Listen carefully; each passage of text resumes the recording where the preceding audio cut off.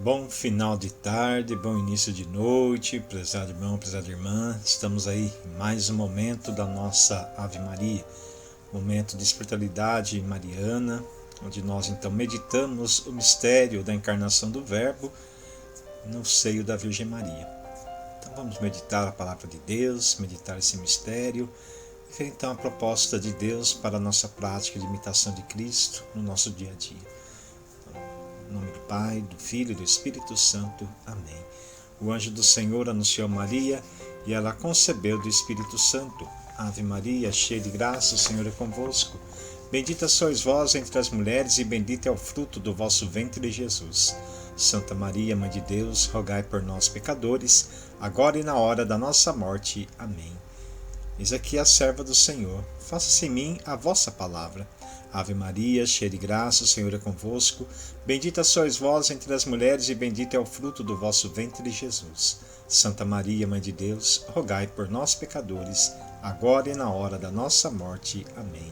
E o Verbo divino se fez carne e habitou no meio de nós. Ave Maria, cheia de graça, o Senhor é convosco.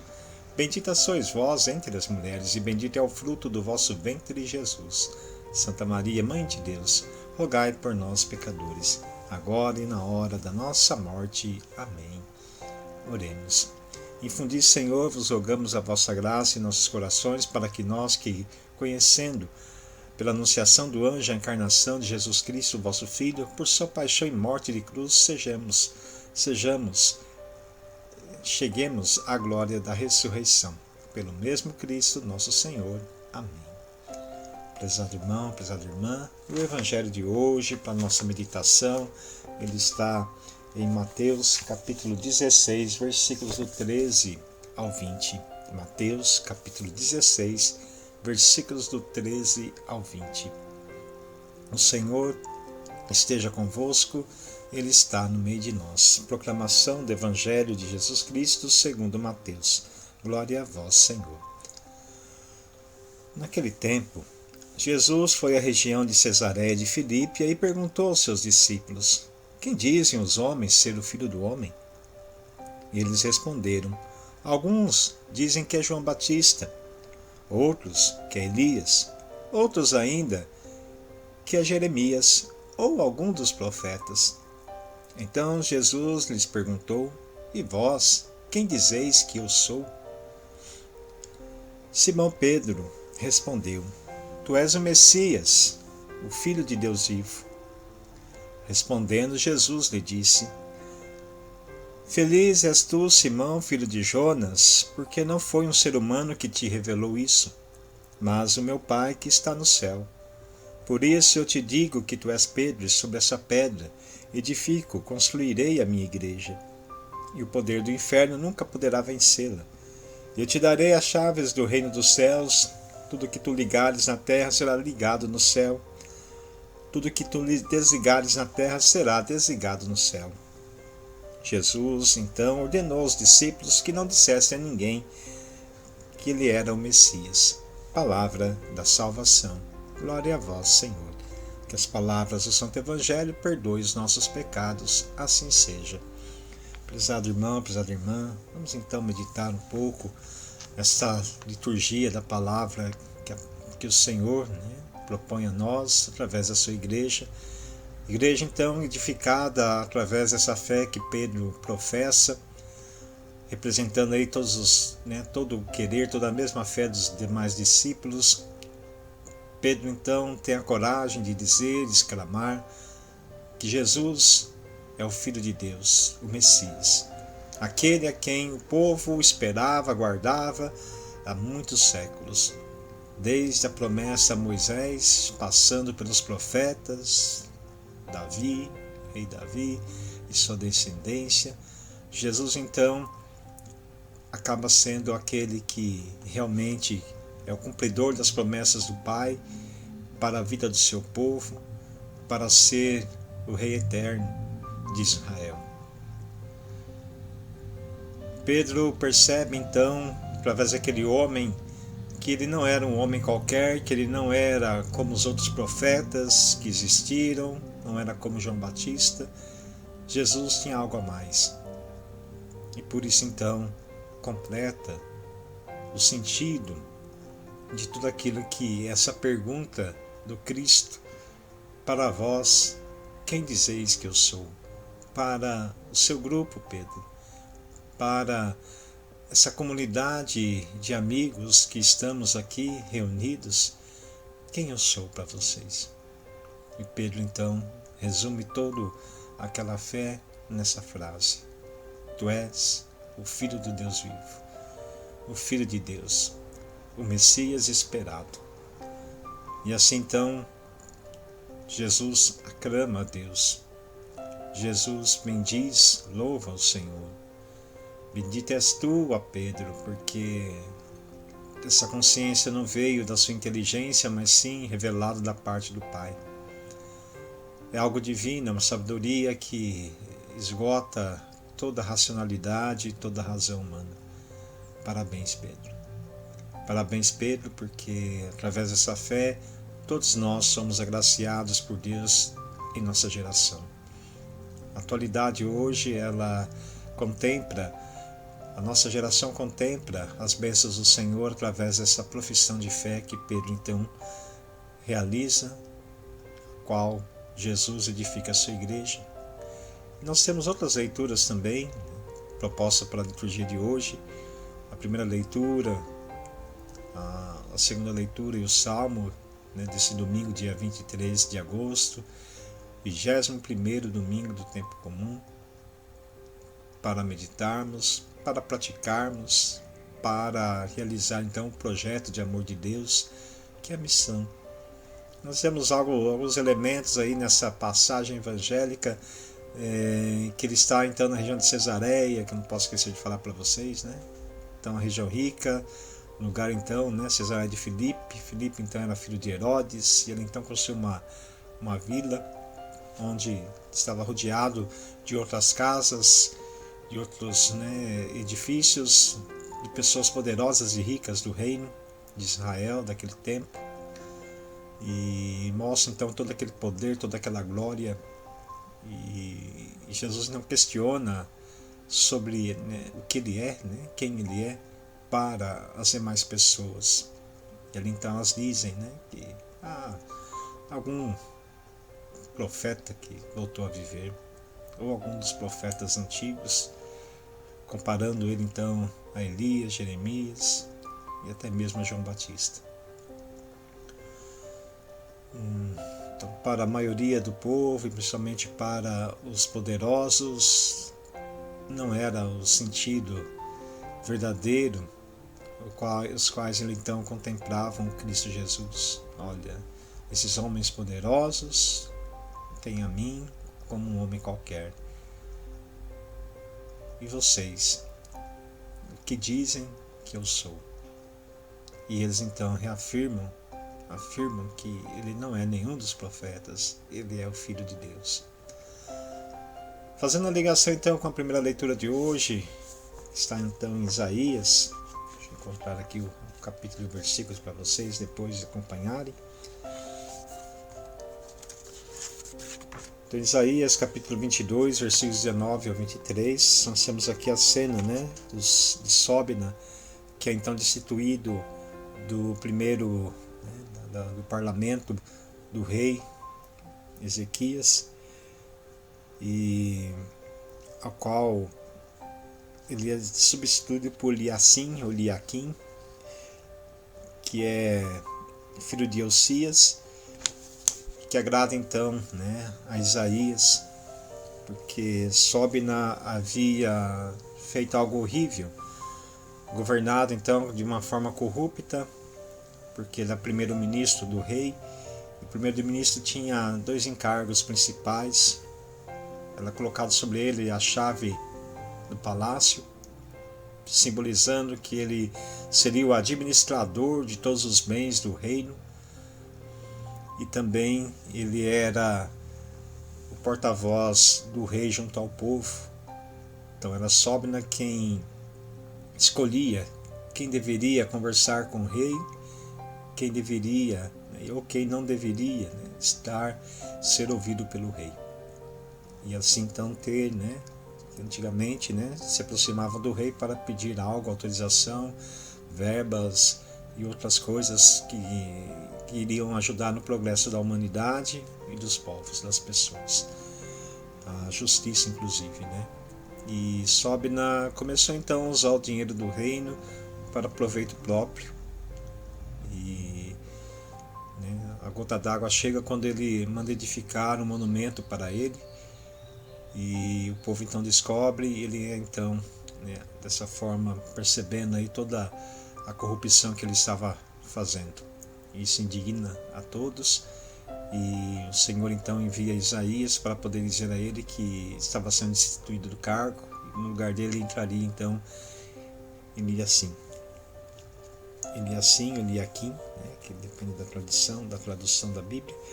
Então Eliakim, ele era filho de Osias, que também era um homem importante dentro das tribos de Israel. Ele fica então, né, responsável agora para poder administrar os bens do castelo, os bens do reino, em nome do rei, e também, né, fazer aí a escolha, né, entre, né, quem, né, estaria estando diante do rei ou não, e obtendo aí as grandezas, né, do apoio para o progresso do povo. E assim então foi bom, né, cumpriu aí direitinho, né, até certo momento, aquilo que era papel do primeiro-ministro. Mas depois, se você, né, procurar ler do versículos 23 em diante, né, do capítulo 22 do profeta Isaías, vai perceber que ele também se extraviou pelo caminho, como aconteceu com Sóbina, né? Então favoreceu mais os entes da família dele do que o próprio povo. E ali também depois tem o seu fim aí não muito legal, tá legal? Então tá bom. Então essa primeira leitura tem muito a ver aí, então, com o projeto que Deus então desenvolve para a sua igreja através de Pedro, né? Pedro então, Jesus entrega a ele as chaves do reino dos céus e o poder para ele então ligar e desligar as coisas entre o céu e a terra, tá bom? Vocês viram que interessante esse paralelo da leitura então, né? Então Jesus estipula ali então com Pedro e o papel então da igreja sobre o mundo, um papel administrativo, né, dos bens do céu sobre a terra. Então que nós possamos ser coerentes com a nossa fé, não transformar a nossa fé num objeto de superstição, objeto de condenação das pessoas, mas que ela seja então sinal de vida para todos, de progresso para a humanidade. Então é muito errado nós usarmos a nossa fé para subtrair os outros ou agir com corrupção, abusando da fé alheia, não sendo, né, deixando que a nossa fé auxilie as pessoas a terem progresso na vida, auxilie as pessoas a conquistar liberdades, conquistar direitos, conquistar melhorias em sua vida, na sua vida familiar, na sua vida comunitária. Então nós somos os dispensadores da graça de Deus, não detentores dessa graça. Nós somos chamados então a transmitir a graça de Deus, a colocar as pessoas diante da presença de Deus, para que elas então possam obter o que precisam, aliás, né, serem felizes. Que Deus não promete nada material para nós, né? Promete então satisfação na vida e vida em plenitude e vida de qualidade, tá bom? Então que nós possamos, né, através aí dessa fé de Pedro, mostrar que somos dispensadores da graça de Deus, que nós então, que a igreja, ela tem esse poder de ligar e desligar as coisas no céu e a terra, perdoar os pecados, enviar ao mundo a luz do Espírito de Deus para que todos possam sentir-se amados por Ele, como então professa aqui o próprio Paulo, né, nessa segunda leitura de hoje, na Carta aos Romanos, capítulo 11, versículos 33 ao 36. Então, é um cenário então em que os judeus estavam perseguindo os cristãos, né, aqueles que estavam convertidos ao cristianismo, e eles são obrigados então a se espalhar pelo mundo, e como havia resistência em acolhimento da palavra de Jesus no coração dos judeus, os pagãos, né, os outros povos, começaram então a trazer para si, né, a crer no Senhor. E isso então Paulo acaba se alegrando com isso, porque por um mal chegou-nos, né, um bem, né, porque o cristianismo começou a ser conhecido, a ficar maior, e as pessoas praticar, né, o exercício da fé com bastante entusiasmo e amor, entre aqueles que não eram judeus, entre aqueles que, né, não eram da descendência judaica ou da descendência de Cristo, né, mas aderiram ao Cristo pela fé. Essa fé então começou a transformar a realidade e fazer com que os homens fossem melhores. Então, dessa forma, Pedro, aliás, Paulo louva o Senhor por essa sabedoria divina que tira o bem do mal. E nós, então, como igreja, devemos então anunciar o Cristo para todo mundo, embora no final aqui, Jesus pede para eles não contar a ninguém que ele era o Messias, por enquanto, tá bom? Então nós vamos entender todo esse projeto do evangelista Mateus, do seu itinerário aí de propagação da fé, de catequese, quando atingirmos aí o final do evangelho, que ele então pede para os discípulos, depois de ressuscitado, que vá ao mundo e a todos anuncie o evangelho, e todos aqueles que crerem sejam batizados e possam então ter a felicidade e a vida plena. Tá bom? Jesus tem, suas formas, Deus tem essas formas de conquistarmos. Nos deixamos ser conquistados pelo Senhor, tá bom? Se você ainda está com o coração duro para a conversão, para o verdadeiro Cristo, então é tempo então de você, dá tempo ainda para você buscar aí essa conversão, buscar ser feliz, porque Deus, é a bondade, e essa bondade tem que se espalhar para todo mundo, conforme nós cantamos no Salmo de hoje. Eu acredito que a mensagem foi transmitida, podemos estar encerrando esse momento. Que Deus então te abençoe, te guarde, volte para ti a sua face, se compadeça de todos nós e nos dê a sua paz, nos dê a sua bênção. Então, prezado irmão, prezada irmã, lembro a vocês que hoje, às 19 horas, nós teremos aí nosso encontro novamente, com a nossa live musical, trazendo aí para vocês o Ministério São Benedito, cantando conosco grandes canções da nossa fé, da nossa igreja. Sejamos perseverantes então nessa fé, tá bom? Vamos buscar o nosso entendimento, buscar aí a compreensão cada vez maior de que Deus está conosco, tá bom? Então vamos lá. E também, tem um decreto novo do bispo autorizando-nos a reabertura com as missas presenciais, para a gente poder então celebrar a Eucaristia com as missas de forma presencial. Mas lembrando que esse documento tem que estar em sintonia com um documento também emitido pelo nosso município, que ainda restringe a participação, o número de pessoas, tá bom? Então, no próprio documento do nosso arcebispo, da nossa arquidiocese, pede lá uma distância de 2 metros por pessoas. Então, nós vamos ter aí na igreja matriz uma faixa de até 70 pessoas, eu acho, capacidade aí por missas. Nós aumentamos aí os dias de missas, tanto na matriz quanto nas comunidades, para que então o maior número de pessoas possa dividir e vir participar conosco.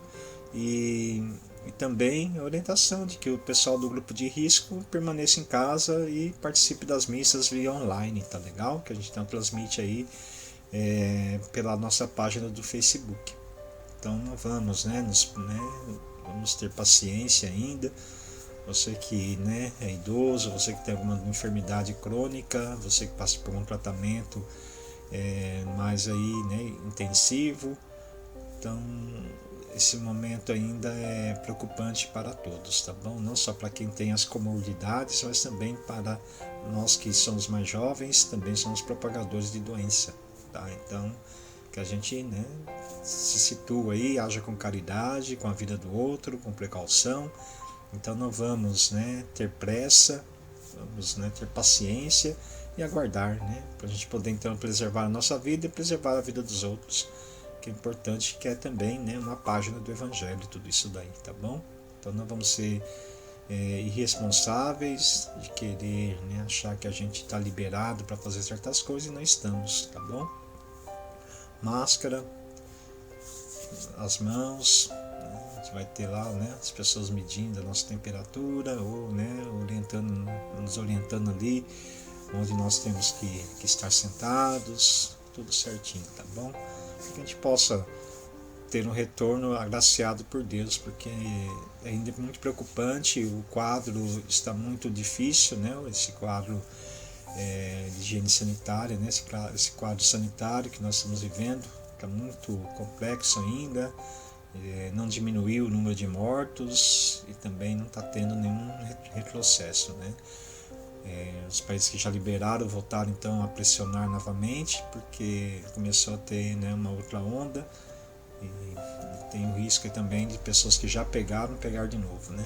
Então vamos, né, nos prevenir, nos precaver, nos assegurar aí, para a gente poder então expressar a nossa fé com segurança, tá bom? Acredito que vocês sabem melhor do que eu, né, que tudo isso daí é difícil, e nós temos essa responsabilidade que é a vida de vocês em nossas mãos, né? Então vamos, né, ser colaboradores nesse momento. Você que é do grupo de risco, fique em casa. Você que é idoso, fique em casa. E assiste então, participa das missas através, né, das nossas redes de internet, pela Rádio Canoa Grande, tá legal? E você que vem, né, então, que não tem nenhum problema, para que você possa estar se cuidando, tá bom? Nós vamos estar agendando essas missas, tá? Depois a gente vai divulgar aí os horários certinho para vocês, para que você possa então colocar aí a sua, né, mandar mensagem pelo WhatsApp e reservar então seu horário de missa, para a gente poder então controlar aí a entrada de pessoas dentro da igreja, porque são números restritos, tá bom? Então a capacidade para a Matriz e a Rainha da Paz vai dar mais ou menos 70 pessoas, e nas capelas vai dar 20 pessoas no máximo, tá bom?